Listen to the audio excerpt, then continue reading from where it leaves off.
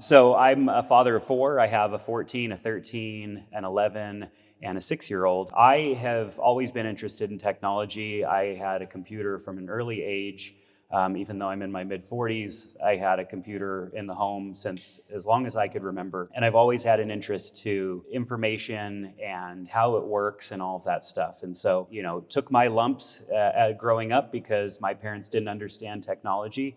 And trying to introduce my children to technology in a healthy way that allows them to understand technologies that are available and emerging, but also how to use them safely and how not to be used by them, because I think our technologies these days are definitely created to use us more than we are to use them. So, the average child receives their first smartphone at age 10. That's a statistic that I think's pretty crazy. My kids have Apple Watches as a way for us to communicate with them. And my oldest, being 14, being one of the only kids his age that doesn't have a phone. He does have, I remind him every time, your watch is a phone. It does phone things.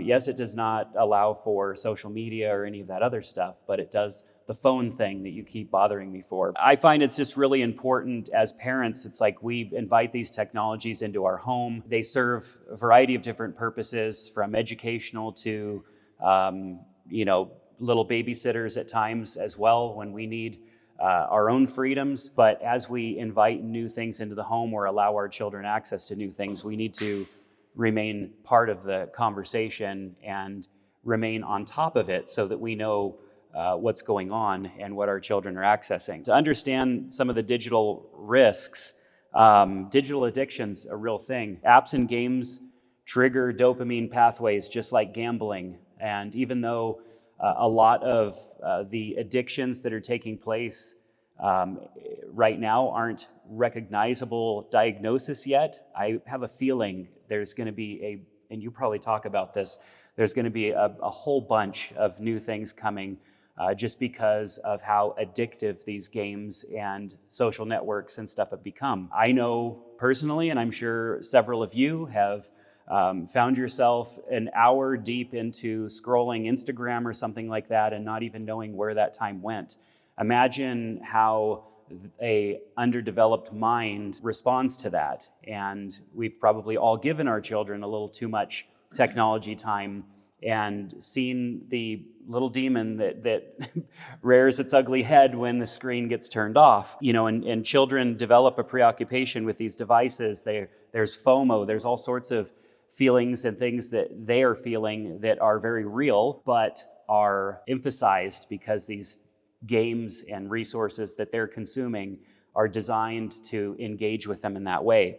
And so studies are linked to excessive screen time. It's linked to depression and anxiety, self-esteem issues, all sorts of things. It's, what we had to deal with as teenagers on steroids. I can't even imagine what it would be like being a teenager these days with all of the different things that they have to be aware of or that they are aware of. So protecting against inappropriate content, talked about content filtering. I have these things in my home. We have Next DNS that we're using. It's great, but it's not foolproof. There are ways around it. Every now and then I'm looking at the logs on the internet and I'm like, how did that get accessed? We completely blocked Roblox. Why is it showing up? There are ways around these things, and some of them are the companies themselves creating loopholes that are easy for kids to jump through. Other times it's my darling child getting around it in one way or another. We utilize device monitoring. Yes, we're mainly an Apple household, and so we're using screen time features, but they're not always working. Sometimes a software update seems to reset them. It's like a part-time job staying on top of some of these things, just to make sure that the protections that these devices have keep working. The content is only filterable if it's flagged appropriately. For example, podcasts, it's up to the podcast creator to mark it as explicit, whereas like music will get its explicit label because the lyrics are uploaded and the lyrics might have profanity in it. A podcast doesn't get that same sort of filtering. I kind of knew that, but I didn't realize it until it became a problem. And so open dialogue is a huge part of what I'm trying to maintain with my kids, to help them understand that I'm not trying to block everything and take everything away. I want them to be safe. I want them to be able to utilize technology, but I also want them to be aware that there are a lot of things out there that they just don't need to see. They've played games like Fortnite and Minecraft and stuff like that for a while, and there's people that they communicate with on there. And I've had the same conversations. You're only to be talking to friends.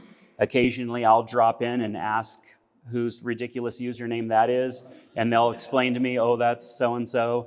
And I'm like, okay, just doing a check. I'm dropping in for a random check just to make sure that everybody is doing what they're supposed to be doing, not somewhere where they're not supposed to be. But I do have teenagers in the home, and one of the great things about teenagers is that their behavior is noticeable. So when there are warning signs, you typically, if you're paying attention, you will notice them.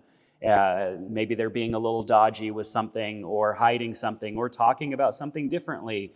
It's pretty noticeable, and so I use those as opportunities to check in and just make sure that there's nothing weird going on. And sometimes there is, and then I'm able to address that. I grew up in a kind of shame-based household. I'm definitely trying not to do that with my children, because all that reinforced in me was you should hide that so that you don't have to be yelled at. Whereas I'm trying to approach my children differently, with a different tone, not shame them, and relate to them, because while the internet's a lot different than it was when I was their age, there was still a lot of stuff that I encountered that I shouldn't have. So maintaining open communication is extremely important, because once you shut that off, it's just hard to get it back. And then once the hiding starts, it just perpetuates itself.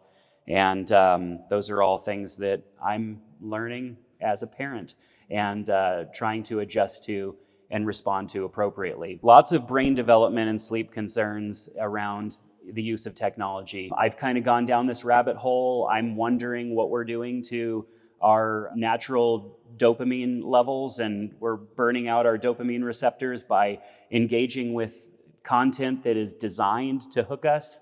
And our kids who don't have a fully developed prefrontal cortex are certainly getting wrecked by all of this content that is highly engaging. Gosh, the YouTubers that my kids will watch don't even take a breath to breathe. They edit the breath out. There's no breathing or moments of anything in those videos. It is just constant noise. And while that's obnoxious to me, for some reason it draws them in, and it can't be healthy to consume content like that for long periods of time. And it disrupts many things. I could see it in my kids' inability to self-regulate after playing game time, to their inability to kind of re-enter the world, have communication with anybody, and even just be generally creative. It's like coming off of a drug, just, we haven't recognized it as a drug yet. So with privacy and data security, there's a lot to consider. Personal information protection was touched on, network security, the permissions that we give our apps when we install them. I encourage my kids, if the app says allow sharing of your data or block it, I suggest that they block it. It doesn't always block everything, but at least we chose the option and we're doing our best.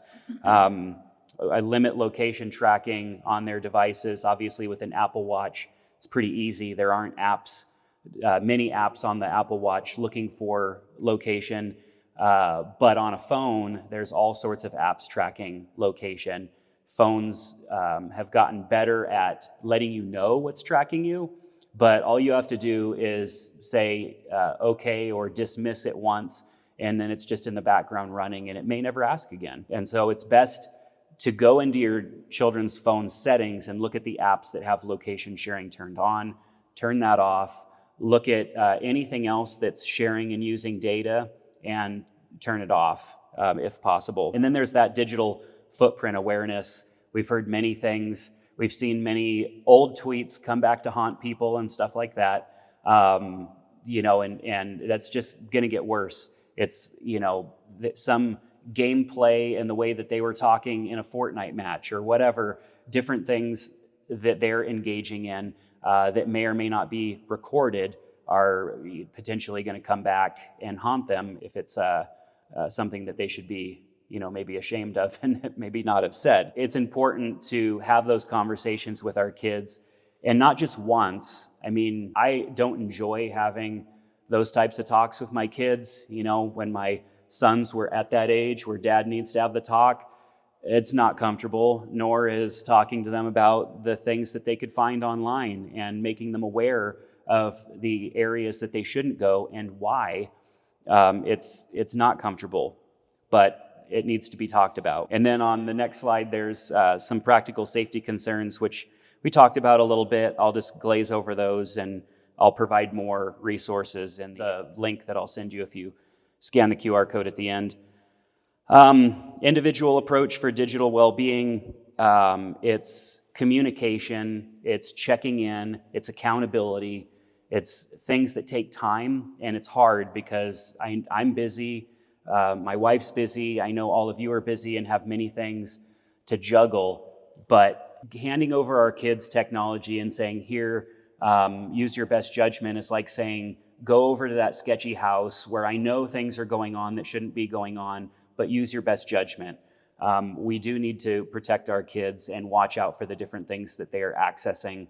They might seem harmless, and a lot of them are harmless, but everything's harmless until the first time they come across something that is harmful, and then it's trying to backpedal, it's trying to fix and solve those problems, and that can become very difficult. So on the last slide, here's just my information. You can scan that, and I'll send you a link to my slides, and I'll also send you some links to some resources. The tools that are available for protection are good to use, because maybe they'll never alert you of anything that you need to be aware of, but it's not likely that your child, having come across something, will bring it to your attention. I mean, hopefully they will, but if their fear is, if I tell mom or dad about this, I'm going to lose access to whatever I want access to, then there's that hurdle right there that we're asking them to jump. I would rather have the knowledge and understanding through using tools like Bark, through having tools enabled on these devices that prevent my kids from deleting their browsing history, so that I could become aware of those things and we can have that conversation in the safety of our own home before too much time goes by. So that's all I've got time for. Thanks.